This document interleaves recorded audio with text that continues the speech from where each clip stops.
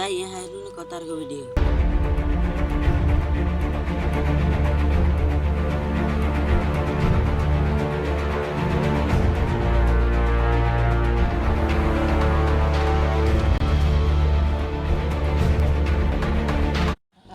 जीवन गाडी र भवनले मात्र बनाउन सक्दैन, साधन त्यहाँको कुरा थाहा छ?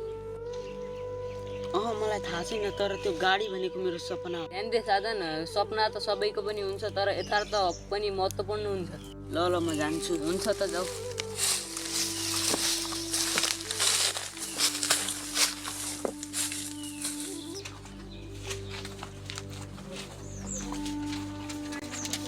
नमस्कार सर। नमस्कार, के कति काम ल्याउनु भएको? भिजा लाने काम थियो। त जस्तो युवाले विदेश जानुपर्छ, 3 लाख दे, भिसा तयार, 20 दिनमा सबै कुरा मिल्छ।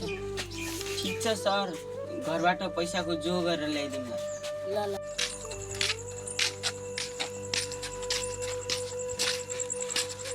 आउनुहोस् बस्नुहोस्।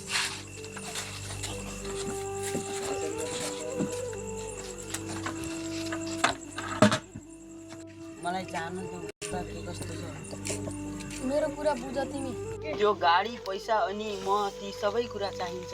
पैसा पाइन्छ, तर आफ्नै मूल्य गुमाएर तिमी मेरो कुरा बुझ। यहाँ सङ्घर्ष छ, तर समय छैन। तर पैसा र सुखको खोजीमा जीवन सकिन्छ। हेलो। हेलो, म विक्रम। हेलो विक्रम, तिमी हो? के भो भन। साजन, म दुबईमा फसिरहेको छु। म कामको खोजीमा छु। सकेसम्म तिमी दुबई नआऊ, आफ्नै गाउँमा रगत पसिना बगाऊ।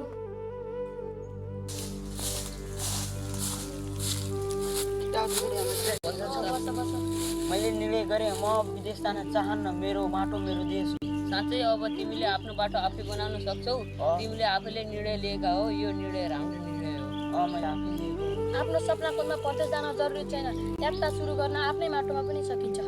केटा हो, विदेशमा सुन छ, तर त्यो सुनको लागि आफ्नो देशको माटो बेच्न सकिन्छ। सपना आफ्नो देशमा पनि बेच्न सकिन्छ। एकदम